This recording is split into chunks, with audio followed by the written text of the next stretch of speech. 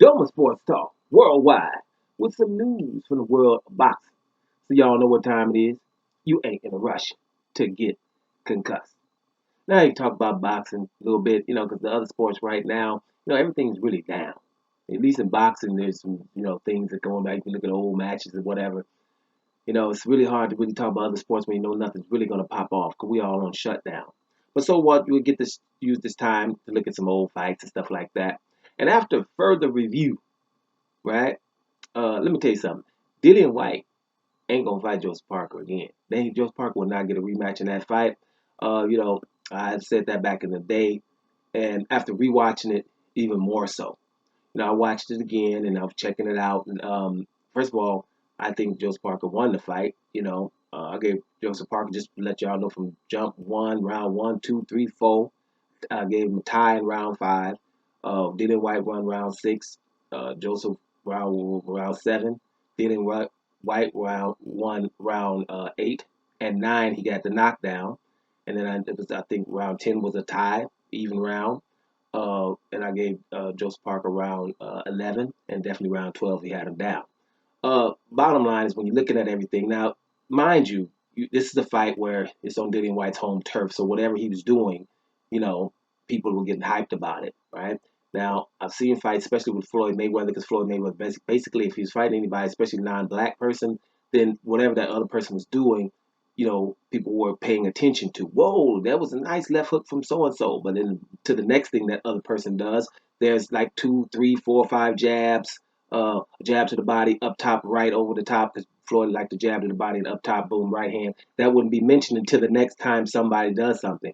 And you can see that in a lot of fights. When you're judging a fight and you really want to come and talk about a fight, just judge it. Don't matter what they're saying. You don't even have to listen to what they're saying. Because I knew, that they were saying if you turn the volume back up, hey, Joseph Parker needs to come back. He's down 5, 6 rounds. And I'm like, well, that's not the fight I'm looking at. Now, mind you, round 2 of this fight, Joseph Parker was knocked down.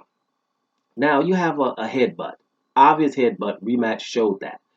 The replay showed the obvious headbutt. So there was not a knockdown. So that's how I scored it. Round 2, Joseph Parker was winning the round handily. It wasn't even a close round, right? Joseph Parker was winning that round. So that's a 3-point turnaround.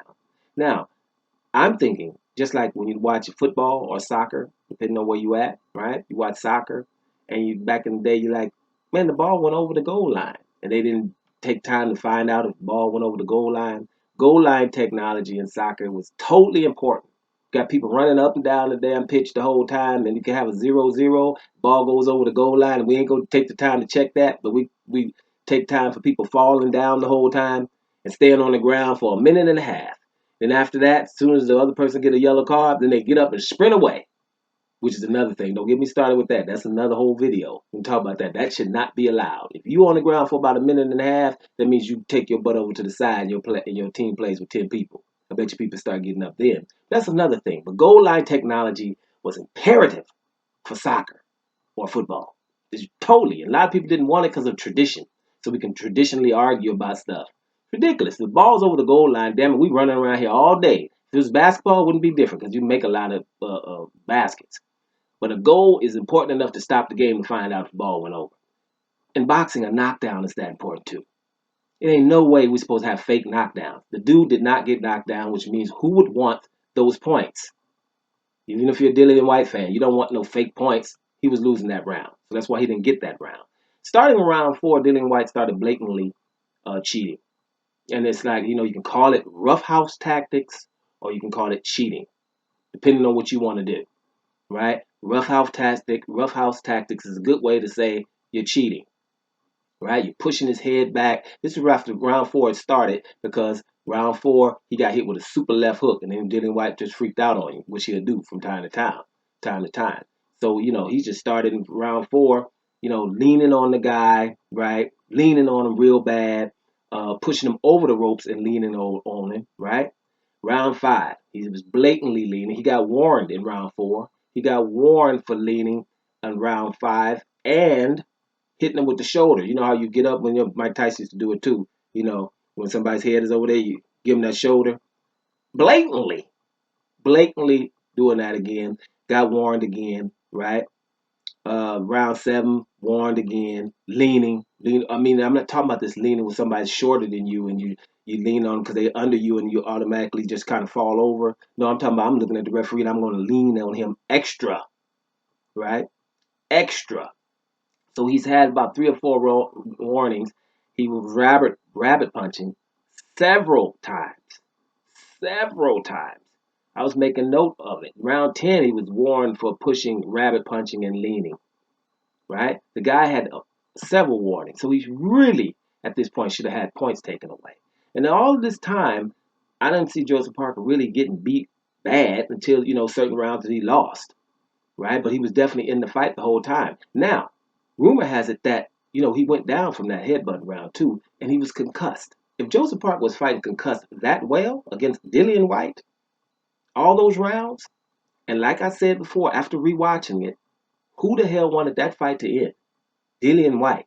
Because round 11 and 12, Dillian Whyte was in trouble. Now, Dillian Whyte in trouble is still dangerous. Because Dillian Whyte, you can be having him hurt. He's going to throw a left hand from another planet. That left hook, that Danny Garcia left hook, right? And it's coming with mean intentions. Joseph Parker got hit with it, and Joseph Parker luckily got hit with a short left hook when he got knocked down in round 9. And when he got knocked down in round 9, it shows you how I know Joseph Parker knew that he was up in this fight, and he wasn't really, he wasn't tentative. He threw a lead right uppercut. A lead right uppercut. That's something you don't throw unless you have a lot of confidence. Because the left hook, you open for the left hook. A lead right uppercut against Dillian Whyte, missed the left hook, and yeah, you paid for it. Bam. First real knockdown of Joseph Parker's career. And that, so Dillian Whyte was awesome too in the fight. I just think this fight on neutral ground would have been totally different in terms of scoring, in terms of people, because they just listen to the crowd. If you lose, if you're getting hit, like you're seeing watch the first 5 rounds and tell me, and just don't listen to anybody. Just look yourself and tell me if Dillian Whyte won all those rounds. Why was Joseph Parker supposedly behind in this fight? And it shouldn't have been. So, like I'm saying, I roll with Joe, right? So I know, it's like a little bias where people, because I took the time to look at it again because watching this fight and the Anthony Joshua fight with a referee who could not speak English, then you wonder, well, why would you have a referee in England with 2 English-speaking people who can't speak English? What would motivate you to do that? No one looks into that. And this fight with Dillian Whyte, I don't think Joseph Parker lost the fight. Now I didn't tally up my score, but Joseph Parker won more rounds on my scorecard. And I'm not talking. It's like really easily. You saw Joseph Parker's defense the whole time. They was tagging this dude to the body, bam, bam, combinations to the body, up, jab, out, jabbed him by far. I don't even know where this was. Now Dillian Whyte threw some hard punches and was landing some too, and Dillian Whyte had him down. But if you take round 2 out of that, make sure you understand. Round 2, the knockdown, Joseph Parker won that round 10-9. If anything would have been right, Joseph Parker won that round 10-9, but he ended up losing it 10-8. And it seemed like he had to come up and climb. But you won round 1. You were leading round 2. You definitely won round 3 and 4. Round 5, I gave a draw. If people want to get at the Dillian Whyte, it's just really ridiculous that Joseph Parker did not win this fight. Really, he should have won it. I think. Be honest with you. Now, the draw maybe, but after taking him out in round 12, I don't know about that. So, you got to take the crowd out of that. And I'm telling you now, Dillian Whyte will not rematch this guy because Joseph Parker didn't look bad. There's people you can, in boxing, you just say stuff and people just follow the narrative. Joseph Parker looked pretty damn good against Dillian Whyte. It wasn't a bad fight. If you rewatch that fight, you'll see, that wasn't looking really bad for Joseph Parker. And that's why I roll with him because I know what I see. That I don't really care that everybody could be saying Joseph Parker lost that fight. I'm looking at the fight and I'm like, I don't even think he lost it. And I damn sure don't think he's going to get a rematch with Dillian Whyte. So yeah, those once another reason why I roll with me some Joe. And I'm gonna say it again. After further review, Dillian Whyte is not going to give Joseph Parker a rematch. It's my opinion there. Doman Sports Talk Worldwide. And I'm about to hear y'all.